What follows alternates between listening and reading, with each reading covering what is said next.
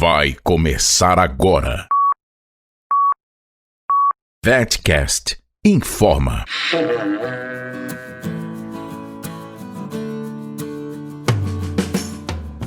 Dando continuidade ao episódio anterior, voltamos com o Dr. Rodrigo para falar sobre bovinocultura de leite.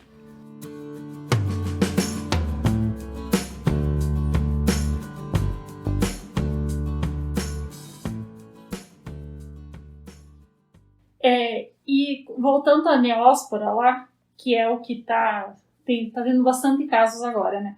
Pode vir do tipo de manejo que a propriedade tem, mas ele pode vir do tipo de sistema de confinamento. Vamos supor, no compost barn, ele usa maravalha, ou seragem, ou aparas de madeira.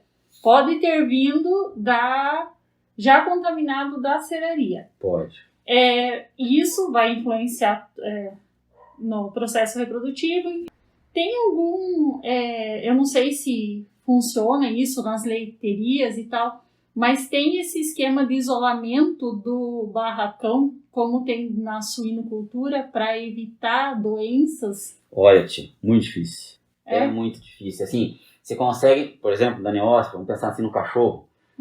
Ok, você prende o teu cachorro, você prende o cachorro do funcionário, mas alguma hora aparece algum cachorro desconhecido que alguém largou na rua e está no meio do teu barracão. E assim, o barracão, seja de composto, seja de cristal, em algum ponto, ou em alguma área da mureta, região, o cachorro consegue passar, o cachorro consegue entrar. Então, eu entendi a tua pergunta. Na suinocultura isso é fantástico, você consegue ter um isolamento ali. Eu digo que quem trabalha com suinocultura e avicultura é a pessoa mais limpa do mundo, às vezes, porque toma tanto banho e tem que ter tanto controle. Na bovinocultura de leite, essa questão de isolar o barracão, 100% de eficiência a gente não consegue ter, infelizmente. É difícil ter um controle total. Mas desde que você... Ser bem sincero, normalmente o cachorro é cachorro de perto. Então ou é do funcionário, ou é o teu, ou assim... se você fizer isso, já é uma ajuda, vamos dizer assim. Mas ter um controle total, igual na suinocultura, é difícil. É difícil mesmo. Voltando no início, pensando nas novilhas, qual que é a idade, até você já comentou, mas eu gostaria que comentasse novamente, qual que é a idade que elas entram em maturidade sexual e nesse mesmo gancho, quanto tempo que elas permanecem produzindo, até que seja necessário que essa novilha seja reposta? Certo. Essa é uma pergunta das mais recorrentes. Tem uma resposta de livro para te dar, e que normalmente a resposta de livro ela tem funcionado. Boas taxas de prenhez são obtidas quando a gente insemina novilhas que apresentem ali 65% a 70% de um peso adulto final. Essa é a resposta do livro, isso está escrito no livro. Então, imaginamos ali que na tua propriedade as holandesas pesam 500 quilos, 70% de 500 quilos normalmente seria um bom start assim, para você ter uma boa taxa de prenhez.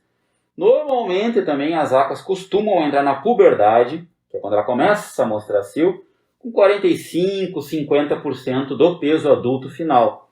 Quer dizer que se eu emprenhar essa novilha com 50% do peso adulto final, ela pode ficar prenha? Claro que pode. É lógico que pode. Só que talvez ela seja muito nova, ela não tenha condição corporal, talvez quando ela venha a parir, ela tenha muita dificuldade, depois para se recuperar do parto também continue tendo dificuldade.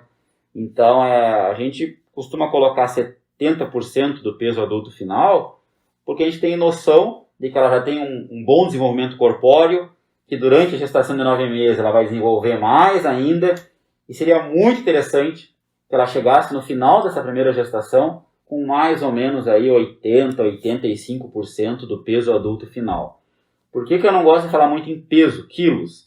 Porque apesar do livro dizer que uma vaca holandesa pesa 600 quilos, na minha fazenda ela pesa 500. Na sua ela pesa 700 quilos. Na minha fazenda a Jersey adulta pesa 350. Eu tenho clientes que na fazenda deles a Jersey adulta pesa 550. Então eu tenho que dizer que uma Jersey tem que inseminar com tantos quilos, fixar, é muito variável de propriedade para propriedade. Então eu recomendo na sua propriedade, as vacas adultas, em média, pesam quanto? E a partir disso aí a gente desenvolve o 70%. Mas é claro que todo ser humano é ávido e quer um número. Um número que você vai acertar na maioria das propriedades, mas talvez erre em outras. Vaca holandesa, 350 quilos. E eu sei que tem muita gente que insemina novilha, holandesa, com 300 quilos. E emprenha mesmo, e emprenha. Mas um número seguro, pensando em taxa de prenhez, desenvolvimento durante a gestação, no primeiro parto, recuperação no primeiro parto, 350 quilos. Uma Jersey, 250 quilos, 260 quilos, 270 quilos seria muito interessante. A Jersey emprenha antes? Meu Deus.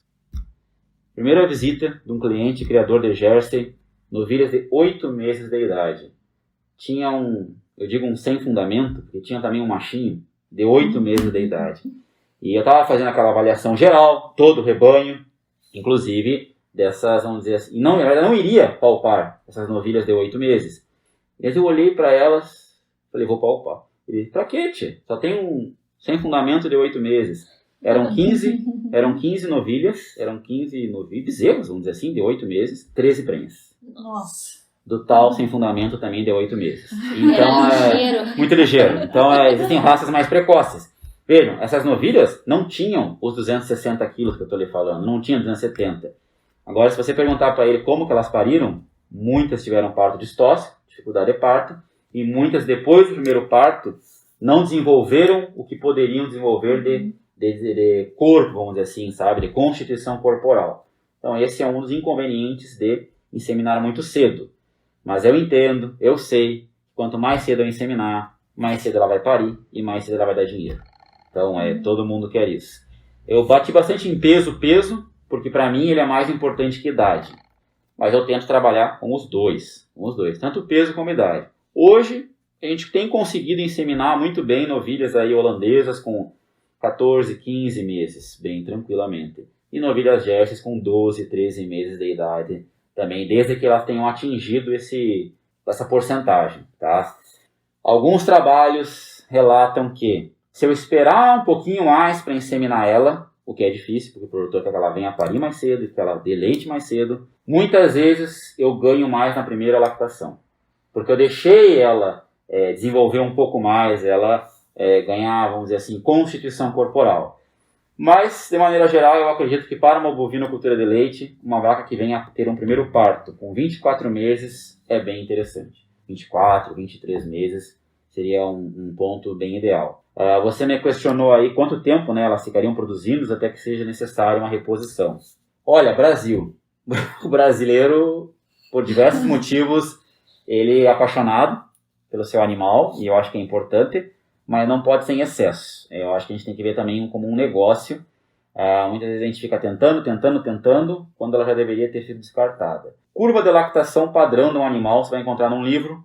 A partir do 3º, 4º parto, ela está num pico de lactação.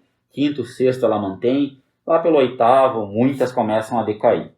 É comum se encontrar nas fazendas de leite vaca com 8, 9, 10 anos de vida. Então, assim, há quanto tempo elas ficariam até você repor? Isso é muito individual. Você pega Estados Unidos, muitas vezes a vaca está no 3º parto, os caras estão descartando a vaca. Ela recém começou a entrar no pico de produção dela e o cara descarta. Mas eles têm muita novilha de reposição. Eles não têm por que ficar segurando uma vaca. Eles têm muita novilha. Deu um problema. Descarta, já tem uma novilha esperando. Não precisamos ir para os Estados Unidos. Fazendas grandes, aqui do Paraná, não vou citar o nome, mas fazendas das maiores que tem no Brasil. Vaca teve uma mastite. Descarta. Por quê? Ele tem novilha. O cara tem 5.000 vacas em lactação. Ele tem novilha para repor. Sabe, a vaca deu um problema de útero. Uma infecção uterina. Tratou o mês. Mês seguinte, está recuperada? Não. Muitas vezes ele descarta. Então, assim, a vaca teve um problema em um quarto mamário. Sobraram 3. Saudáveis.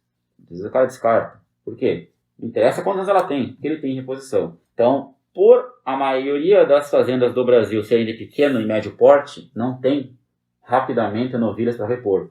Eu acho que isso tem influenciado bastante elas ficarem 4, 5, 6, 7 anos. Você tem uma vaca aí com mastite, teve mastite uma vez, tratou, recuperou. Outra lactação, teve de novo. Outra lactação, e ela continua na fazenda. Talvez ela continue na fazenda porque não há reposição satisfatória em número. Mas eu vejo assim, 3, 4, 5 partos, essa vaca te dá o máximo, ela já se pagou há muito tempo e a partir daí, normalmente, ela começa a dar mais problemas.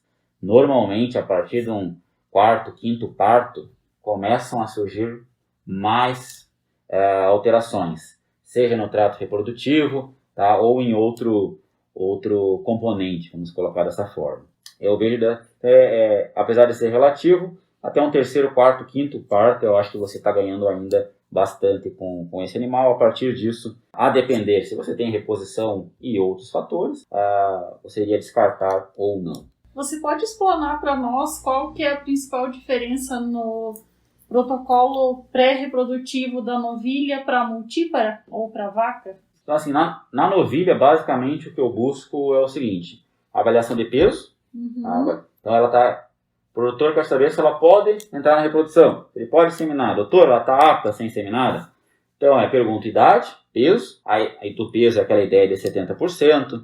Da idade, aí depende da raça, mas é entre 12 e 15 meses, algo nesse sentido. Faça uma palpação retal. O que eu espero encontrar nessa palpação retal da novilha?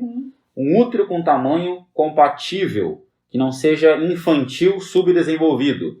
Professor, como é que eu vou saber se é um útero infantil?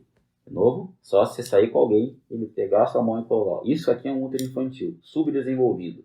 Pode ter sido por uma deficiência nutricional, ela pode ser uma fêmea que teve uma gestação gemelar com um macho e o cara resolveu deixar a fêmea na propriedade para ver o que poderia dar. Além disso, vejo condição ovariana, tamanho de ovário. É lógico que eu não posso querer comparar o ovário, tamanho de ovário de uma fêmea jovem, uma novilha, com uma fêmea de vários partos. Mas principalmente eu busco a existência de uma estrutura chamada de corpo lúteo. Essa estrutura, já aprendi com a professora Aline, né? É uma estrutura que me revela que aquela fêmea está ciclando. Aquela fêmea está ovulando, vamos dizer assim. É importante encontrar folículos? Sim. Mas mais do que isso, a estrutura-chave para dizer que uma fêmea está ciclando ou ovulando chama-se corpo lúteo. É uma estrutura, na palpação, mais rígida, né, que normalmente salta ao ovário. Alguns são inclusos, e esses inclusos dentro do ovário, a ultrassonografia te ajuda bastante. Então, além da palpação, a ultrassonografia também, se você ficar com alguma dúvida. E na vaginoscopia, impressionante. A gente pensaria assim: novilhas que nunca tiveram contato sexual com o pênis, uma pipeta de inseminação, não teriam por que ter infecção. Tenho passado espéculo vaginal, tenho feito vaginoscopia nessas novilhas e algumas tenho encontrado infecção. Pode ser por uma questão de estresse, queda de barreira imunológica. Algumas têm apresentado uma secreção purulenta, uma secreção um pouco fétida. Então, hoje também tenho feito bastante vaginoscopia em novilhas, tá? Para verificar se não há nenhuma alteração vaginal ou uterina. Ela aprovada, ela está liberada ou para um protocolo da IATF ou para uma detecção de sil e 12 horas após a inseminação. Alguns hormônios são utilizados para tentar estimular. E da multípara depende muito daquela categoria animal que eu falei para vocês. Ou ela é inseminada, eu vou para ultrassonografia ou palpação retal. E se ela é uma vaca parida, aí eu utilizo todo assim, o arsenal, seja palpação, ultrassonografia, vaginoscopia. Se precisa, temos exames rápidos para identificar cetose ou um exame de sangue. Então aí já é uma avaliação mais elaborada. Como você falou ali em relação aos hormônios, qual a sua opinião sobre eles? Ao meu ver, hoje, os hormônios que nós temos à disposição são muito úteis. Eu vejo que se você quer ter uma propriedade de leite tecnificada, que tenha bons índices reprodutivos, em algum momento você vai ter que utilizar algum tipo de hormônio. Não dá mais para ficar perdendo tempo. Eles têm que ser usados de maneira racional, eles têm que ser usados e indicados por alguém que entenda, não simplesmente você chegar numa agropecuária, pedir alguma coisa e o funcionário te indicar. Eu acho que eles têm seu valor, estão lá trabalhando, mas eu acho uma irresponsabilidade você indicar um hormônio simplesmente sem avaliar um animal, sem ter uma avaliação mais criteriosa desse animal, sem fazer uma palpação, sem fazer uma anamnese, sem fazer uma ultrassonografia, que seja outro tipo de exame. mas eles são muito úteis. Eles tanto auxiliam, às vezes, na cura de algum processo infeccioso, por exemplo, uma prostaglandina F2-alfa, tratando aí endometrite subclínica, né, catarros genitais de grau leve, como eles também auxiliam na antecipação de um cio ou na sincronização de um cio. A gente tem que entender que algumas vacas não mostram cio. O livro diz que a vaca fica em cio de 6 a 18 horas, 6 a 24 horas. Aí você diz isso para o cliente ou para o funcionário, ele vai te dizer, essa vaca não mostra cio. Ou essa vaca fica 1 hora em cio. Então tem alguns animais, por diversas razões, que a gente não consegue visualizar o cio. Nessas vacas, mais do que nunca, um protocolo hormonal que exclua a necessidade de detecção de cio é interessante. Só que para fazer ele, de novo, tem que ter critério. Tem que avaliar a vaca e dizer se ela está apta ou não a receber, vamos dizer assim, esses hormônios. Resultado de manipulação hormonal, né, dentro de uma propriedade de leite. Sim, muito variável, é muito variável mesmo, mas mesmo sendo variável, normalmente o resultado que a gente obtém, ele é melhor do que se eu não fizesse nada. Sabe? Ele é melhor do que se eu não fizesse nada. Então eu tenho 10 vacas lá que saíram há 30 dias atrás, elas já estão na produção de leite, elas não tiveram nenhuma alteração uterina, ovariana, não tiveram nenhuma alteração no parto. Eu posso, tem 30, 40 dias de paridas que seja, eu posso antecipar o cio delas? Eu posso tentar emprenhá-las mais cedo? Claro que sim. Elas mostrariam um cio com 30 dias de paridas? Algumas sim, outras não.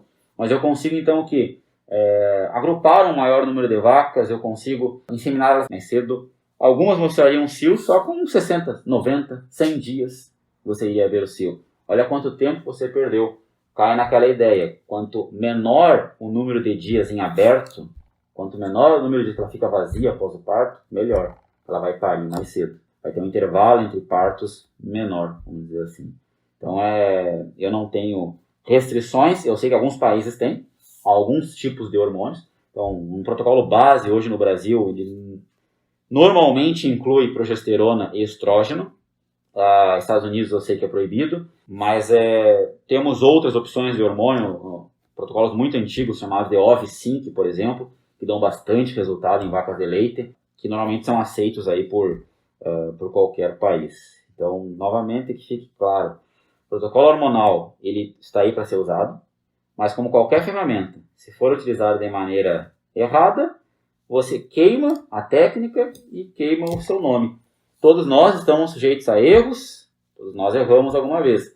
Para tentar errar menos, não passe receita de bolo, não indique muito por WhatsApp, diga para consultar um veterinário e para ele ir na propriedade fazer uma avaliação in loco, né, no animal. Sobre o flushing, agora, você utiliza para a estação de monta? Então, e se você puder comentar um pouquinho sobre essa técnica? O flushing nutricional, né, ele é uma técnica bastante utilizada, aí, principalmente em vacas de corte. Eu, atualmente, na bovinocultura de leite, nas propriedades que eu atendo, eu não tenho assim, realizado tanto. Vou te explicar por quê. Porque, normalmente, dessas que eu atendo, graças a Deus, o manejo nutricional está sendo bem realizado. Por colegas, por parceiros, por sócio. Então, eu não tenho tido tanta necessidade de usar. A ideia é que ele é um incremento energético, vamos colocar assim, na dieta, e que ele tem muito resultado, principalmente em que animal? Naquele animal que está com uma deficiência. Animal que está numa deficiência energética. Então, em muitos animais que já têm uma boa condição corporal, uma dieta ajustada, às vezes ele não te dá tantos resultados positivos. Então, agora, já na bovinocultura de corte, eu tenho alguns clientes também, a gente às vezes utiliza com maior frequência pré-estação de monta, por exemplo, para tentar incrementar um pouco desse score de condição corporal. Muitas vezes, na bovinocultura de corte, existem adversidades climáticas, então GO, e a aveia, acabou. E o azevém, acabou. Ou alguma cultura de verão, um milheto ou alguma outra cultura, uma pastagem que tenha alguma intempérie, que tenha, vamos dizer assim, diminuída a qualidade e quantidade, aí você pode utilizar de um flushing? Você pode lançar a mão de um flushing. Então eu vejo que é mais uma técnica para ser utilizada Eficácia. Vejo com bons olhos em fêmeas que não estão numa condição adequada. Naquelas que já estão, devido a um planejamento forrageiro, planejamento nutricional, a eficácia não é tão alta assim.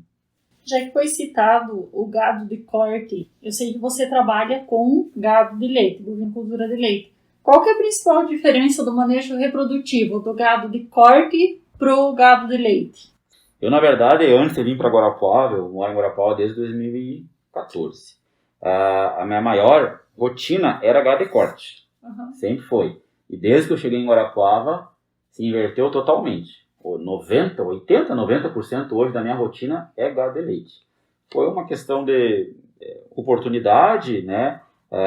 Não que eu goste mais de uma ou mais de outra, mas é porque realmente o que surgiu mais aqui na região. São boas as diferenças, tem algumas diferenças, né? No gado de leite, é indiscutível a maior prevalência de alterações reprodutivas, no sentido de, principalmente pós-parto, metrites, endometrites nos diversos graus, muita alteração ovariana, principalmente cisto folicular, e é uma preocupação constante. No gado de leite, todo mês é desejável que alguma vaca venha a parir, porque no gado de leite a gente entende, dentro de uma propriedade, todo mês tem que ter leite, todo dia tem que ser produzido leite. E para que isso aconteça de forma constante, todo mês tem que ter alguma vaca parindo. Depende do número de animais que tem a propriedade. Então, a preocupação com a reprodução, ela é anual, ela é mensal. Então, ela é constante, sabe? Então, constantemente você tem que estar fazendo a avaliação ginecológica, ou deveria estar fazendo uma avaliação ginecológica. No gado de corte, nós temos uma casuística bem menor de patologias, vamos colocar dessa forma. Muito porque essa vaca tem uma exigência menor do que a vaca de leite. A exigência nutricional da vaca de leite é maior, né? Ela tem ela é exigida, né? Causada um estresse muito maior. Mas a vaca de leite é calma, né? É mansa, não tem nem de cavalo para tocar. Mas 2 vezes por dia, todo dia, né? Alguém chegando lá e apertando os tetos dela, levando para a sala de ordenha, por mais mansa que ela seja, isso gera um estresse metabólico, vamos colocar dessa forma. Então, a questão de barreiras imunológicas são muito mais exigidas. Então, na vaca de corte, a gente encontra bem menos alterações reprodutivas. Na propriedade de corte que faz estação de monta, normalmente, se você não é um gerente, veterinário / gerente, você é chamado para quê? Você é chamado pré-estação de monta para fazer, por exemplo, a avaliação de touros, o exame andrológico, que, ao meu ver, é uma ferramenta fundamental e que poucos produtores ainda o fazem. Acabei de sair de uma propriedade com 33 touros, a gente reprovou 10. Uma outra propriedade que eu fui, 12 touros, a gente reprovou 9.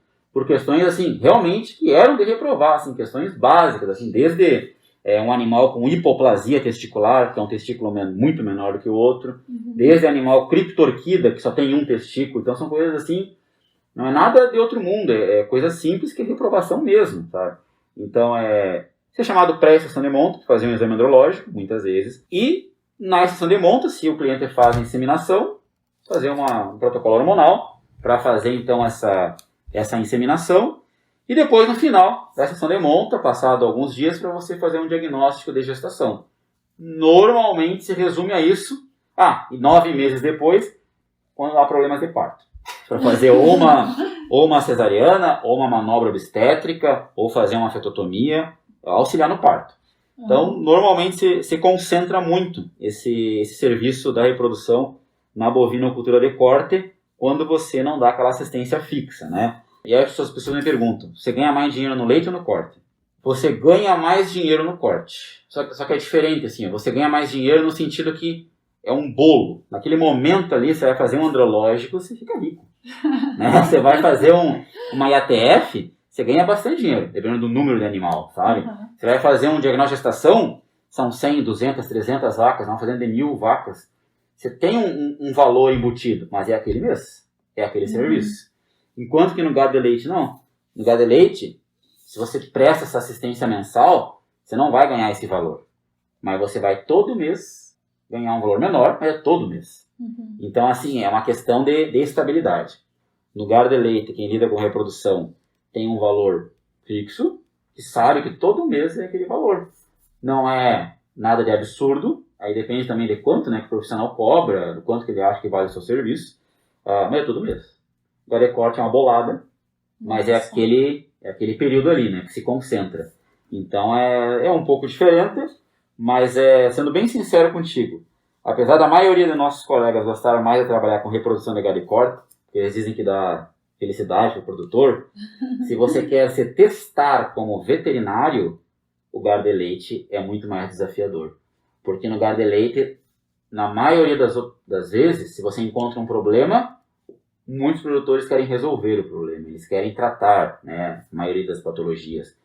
Muitas vezes no gado de corte, se você encontra um problema, descarte. Né? Você não recebe essa opção de tratar, aí você fala o custo. Não, vamos descartar que é melhor. Né? Então, na maioria das vezes, a bovinocultura de leite é a mais desafiadora no sentido de patologias. É nisso que eu estou me focando agora, de resolver aquela patologia, sabe? No sentido de tentar resolver o problema do cliente e não simplesmente descartar. Claro, né, pessoal, tem proprietários, né, da cadeia de corte que querem tratar, que vão te estimular a tratar, que vão pagar você para resolver aquele problema. Mas, como nós temos muito mais patologias diagnosticadas na bovino de leite, ela é um pouco mais desafiadora, vamos colocar assim dessa forma. Falando sobre o descarte de um animal, qual que é os principais critérios que você segue para realizar esse descarte? Para resumir, assim, dentro da bovinocultura de leite, alguns pontos a gente leva em consideração. Por exemplo, o número de partos. Quantos partos ela já produziu dentro da propriedade? Histórico reprodutivo. Essa fêmea ela já teve alguma infecção? Ela já teve algum problema ovariano? Ela já teve algum problema de mastite? Então, esse histórico é importante você levantar. Tá? Como é que foi o último parto dela? Teve que auxiliar? Não teve que auxiliar?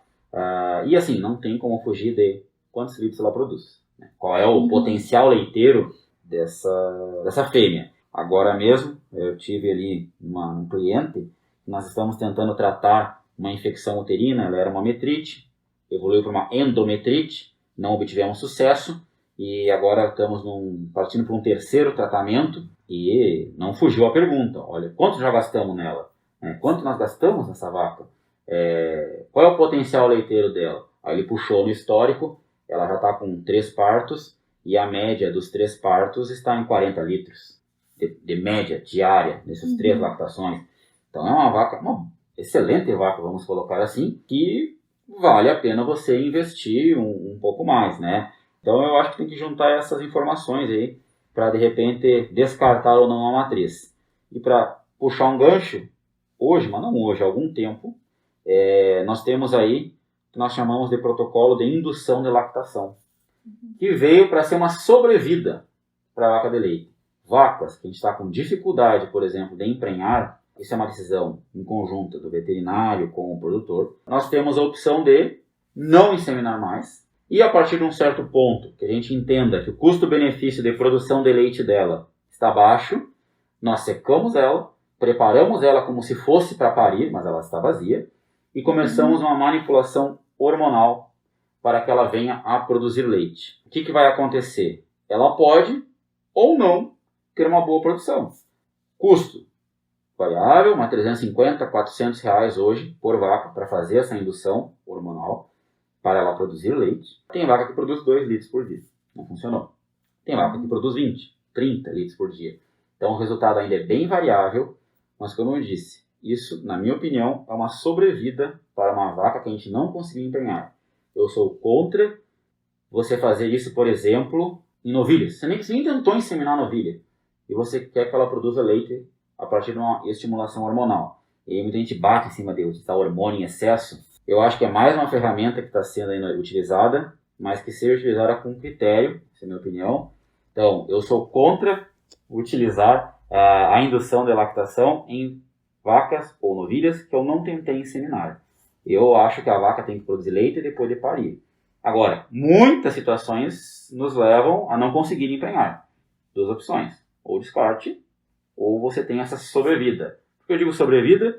Porque muitas vacas, depois que vão para a indução de lactação, a gente tem observado uma dificuldade de emprenhar ela.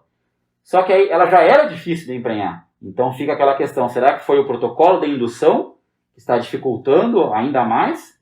Ou ela simplesmente está sendo ela já era uma vaca difícil de emprenhar por vários motivos. Então, por essa questão também, alguns produtores não gostam de realizar, porque tem dificuldade de emprenhar essa vaca depois da indução de lactação. Mas se ela é uma sobrevida, ela já era difícil de emprenhar. Então, tem essa questão, tem esse critério, tá? Ele é útil, às vezes funciona, às vezes não. Voltando ao descarte, ela vai para o abate ou ela vai para a graxaria? Normalmente os produtores têm que engordar, ainda mais agora nesse momento, arroba valorizadíssima, mesmo sendo uma vaca de leite que tem um desconto na arroba, muitas vacas que já estão gordas, vai para abate. Vai para abate, tá? Aí vai depender muito daquela condição corporal que se encontra o animal. Mas a maioria tem conseguido aí vender para abate. Já tem uma certa condição. Alguns até colocam para engordar um pouco mais, para ganhar mais peso. Mas a maioria dessas vacas elas são muito pesadas, né? Aí depende. O frigorífico paga por carcaça, ele paga em peso vivo. Aí vai depender de como que vai ser pago para o produtor para ele ganhar mais ou menos, né? Mas normalmente eles vão como vaca gorda, vamos colocar assim, para abate. E ainda pensando no descarte, quando é considerado uma vaca infértil para ela ser descartada, depois de quantas tentativas, e até mesmo quando ocorre aborto, e não tem uma patologia relacionada, essa vaca também já vai para descarte ou ela quantas vezes ainda é tentado mais vezes? Olha, Patrícia, isso também é muito do veterinário, não existe uma receita de bolo. Eu conheço fazendas grandes, assim, fazendas modelos no Paraná, que tentam até 5, 6 inseminações, para aí pensar ou num descarte ou numa indução de lactação. Eu tenho tentado, nem sempre consigo, tenho tentado trabalhar com, no máximo, 3 a 5. 3 a 5, e quando eu consigo, eu tento trabalhar com 3 a 4 inseminações, para pensar aí, de repente, em parar de inseminar, ou buscar outras alternativas. Porque você pense bem, 3 a 4, se você pegar 5 inseminações, no mínimo já se passou 150 dias. No mínimo, que de uma inseminação até o diagnóstico é 30, só que tem o tempo dela voltar ao cio, não é 150 dias, é muito mais. Então, se você pensar assim, que uma lactação, teoricamente, segundo o livro, deveria durar em torno aí de 300 dias, algo nesse sentido aí, já perdeu metade da lactação para tentar emprenhar. Fora, de repente, se você der um descanso de 2 meses depois de parida, então é mais 60 dias. Então está com 210 dias de lactação. E você não conseguiu emprenhá-la ainda. Quando essas vacas chegam nesse ponto, eu tenho a tendência a passar para uma indução de lactação ou avaliar para ver se vale a pena um descarte.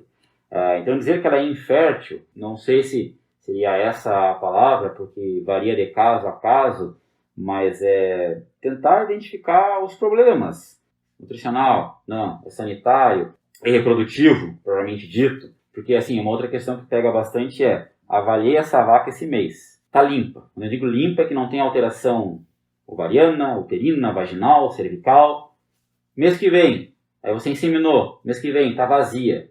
Avalie por completo de novo. Porque em algum momento ela pode ter adquirido algum tipo de patógeno, alguma alteração, tá?